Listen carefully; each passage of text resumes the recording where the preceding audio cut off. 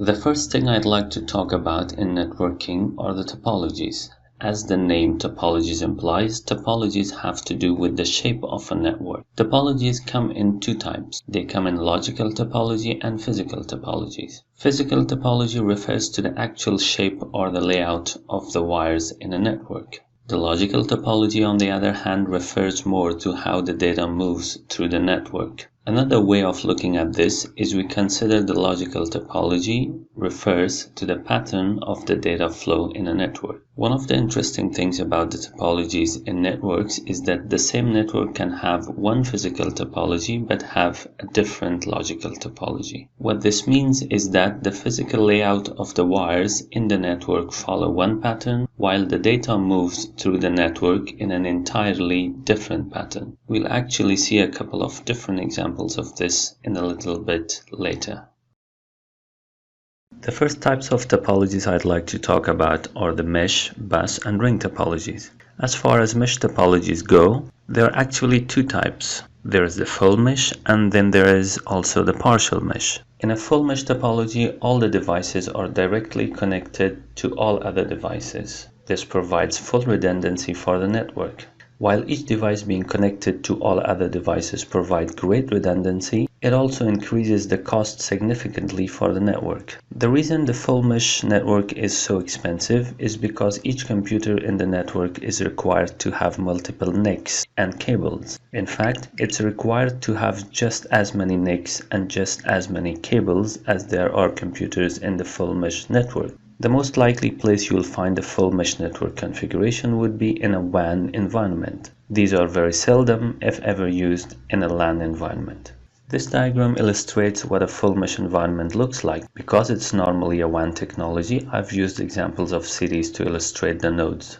As you can see, each city in this full mesh is connected to each other city in the network. What that means in this case is that the node in that city has to have 3 NICs to connect to the other 3 cities that is connected to. With the full mesh, we also have the partial mesh. In a partial mesh, all devices are directly connected to at least 2 other devices. This provides a strong redundancy for the network, but not the full redundancy that the full mesh provides. Because it doesn't require the full redundancy, or it doesn't require that every device is connected to every other device in the network, but only a minimum of 2, it is not as expensive as the full mesh. However, it is still a very expensive configuration to have. Again, just like the full mesh, multiple NICs and cables are required for each machine connected in the partial mesh. Again, a partial mesh is most likely found in a WAN environment. In fact, perhaps the most famous one of all, the Internet, is a partial mesh configuration network.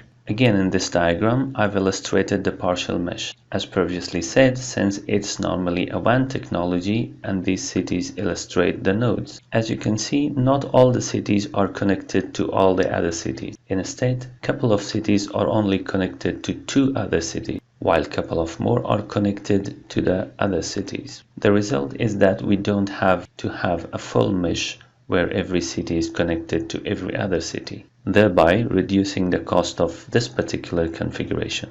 The bus topology is the next one I'm going to talk about. The bus topology is the oldest network technology available. With the bus technology, all the nodes or computers are directly connected to a main cable that runs through the network and is called the bus. The bus technology is very simple to put together because you just have a single backbone cable, and then you have each one of the devices on the network connecting to that cable. One of the disadvantages of the bus topology is that only one node or one computer can send a signal at a time. To determine which computer gets to send the signal, the bus topology uses something called contention. Basically, what happens is each computer on the bus network competes with each other to send the signal first. Each device listens to the network. If it doesn't hear a signal on the network at that time, it will then send out its own signal. Unfortunately, if 2 devices listen to the network and don't hear a signal at the same time, they will send their signal at the same time, and this will result in collision. A collision is where the 2 signals hit each other and effectively cancel each other out. The more nodes or the more computers you have on a bus network, the more likely you are to have collisions. After a collision takes place, the contention to see which device takes its soonest signal next starts all over again. If you have too many collisions on a network, it can actually bring down the entire network. In other words, if you have sufficient number of collisions on the network, which is sometimes referred to as a network storm, it can actually bring down the entire network just from collisions. In fact, this is the idea behind many of the serious attacks nowadays you hear about the networking security. One thing about bus topologies to remember is that it is generally recommended for networks with less than 30 nodes. Otherwise, contentions become so prevalent that you run the risk of bringing down your network. So eventually the bus topology is the least expensive of the various technologies we want to look at. However, on the downside, a single bad node or cable on a bus topology network can bring down the entire network. Perhaps the biggest advantage of the bus topology, though, is that it is not part of the current TIA/EIA 568-C standard for LAN networks. This diagram illustrates what a bus topology would look like. As you can see, we have the main wire going through the network, and each one of the computers or nodes then connects directly to that main wire, resulting in a bus topology. When using a bus topology, you need to make sure there is a terminal, also called terminating resistor, on both ends of the main bus cable. The next topology I'd like to look at is the ring topology.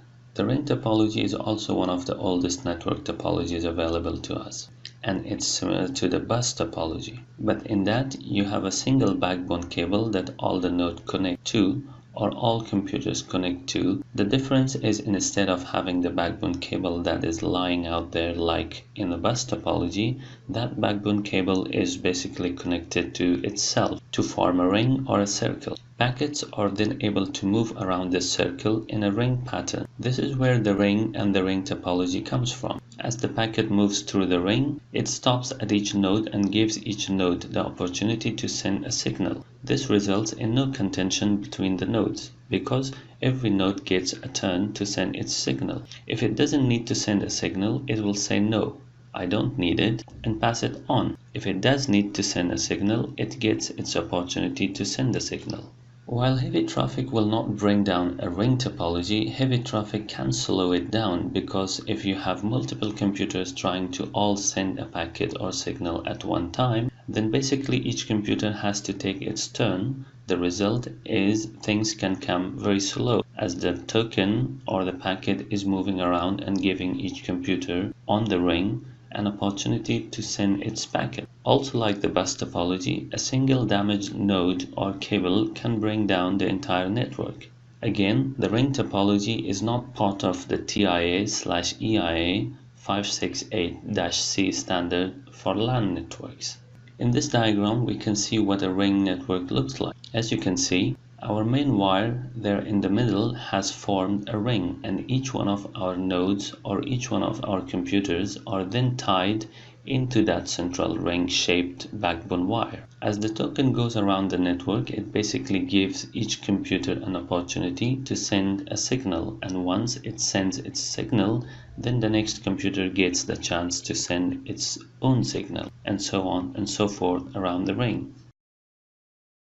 The next few topologies I'd like to talk about are the star and hybrid topologies. The star topology, which is more commonly called the hierarchical star topology, is the most common topology used in LANs today. This topology is more expensive than bus topology because it needs more cables. However, one damaged node or cable will not bring down the entire network. In a hierarchical star topology, all the nodes connect to a central hub or switch. This makes it very easy to troubleshoot a hierarchical star configuration. The main problem with a hierarchical star configuration is that it is susceptible to a single point failure. However, if the whole network goes down because the central device has a problem, then you know where the problem is. You go and just look at a central device. You don't have to wander around the network to find out what went wrong. Because if everything went down, it will be the cause of the central device that everything is connected to. On the other hand, if only a single node goes down, then the problem is going to be that node and not somewhere else within the network. The biggest advantage of the hierarchical star topology is that it is the only topology that is recognized in the TIA/EIA 568C standard when it comes to LAN networks. This diagram shows what a hierarchical star topology network would look like. We have a central device, which in this case is a switch, and each one of our nodes or computers are then connected directly to that central switch device inside the hierarchical star. Beyond the basic types of topologies we have already talked about, we also have something called hybrid topologies. Basically, a hybrid topology is one that combines one topology with another. Hybrid topologies come in several types. One type is the physical hybrid topology. Another type is the physical logical hybrid topology. In the physical hybrid topology, basically we have a network that contains two or more physical topologies within the network itself. The example would be part of a network may be a physical ring, while another part of the network may be a physical star. Another example of a physical hybrid topology, and this is one that looks like it is used quite commonly, is that you have multiple switches within a network, and each one of those switches are linked together as a bus. But from each switch you have a physical star going out. So the result is that we have a physical bus connecting our switches in logical stars contained on each switch. Another type of hybrid topology is the physical-logical hybrid topology. In this case, you have a network that physically looks one way or looks like one topology, but functions like a different topology. In other words, the wires are laid out one way, but the data path or data pattern is laid out another way. A very common physical-logical hybrid topology that you may see is a network that functions like a ring, but it looks like a star. Most of the IBM token ring networks follow this pattern. They have a central device that all the nodes are connected to, but that central device actually behaves in a ring pattern. Another physical-logical hybrid topology that you may see is a star network that uses a hub. In this situation, you have various nodes connected to the hub in a physical star pattern, but inside the hub, data is moved about in the shape of a bus. In this situation, we have a network that physically looks like a star, but functions like a bus. This illustration here shows what a physical-logical hybrid star ring would look like. Externally, the network looks like a star, but when you look inside the central device, you see that everything is connected to a central ring, and so this network actually behaves like a ring, even though it looks like a star. Another example would be this hub situation. Again, on the outside it looks like a star physically, but if you notice inside the hub, each device is connected to a central bus, and so even though this network physically looks like a star, it actually behaves like a bus topology. The final two topologies that we want to look at are the point-to-point and point-to-multipoint topologies. In a point-to-point topology, you basically have two different nodes that are connected directly to each other with no intervening device. This topology is commonly used to connect two different ends of a WAN connection. Alternatively, it is also used to connect a computer or node directly to a switch.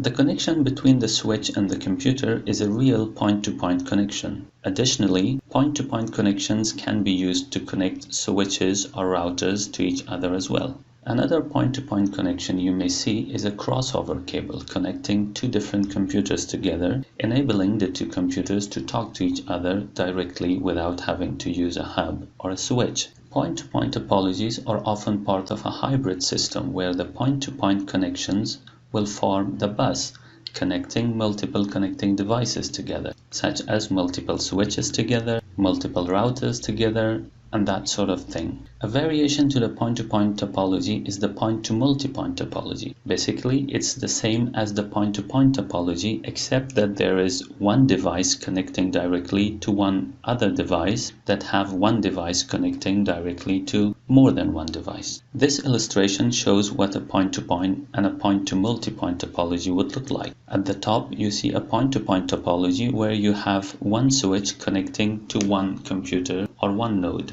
In the lower portion of the diagram, you have a point-to-multipoint topology where you have one switch connecting three different computers or nodes. Now, in this illustration, each one of those nodes is a computer, but they can also be switches or routers or other devices as well.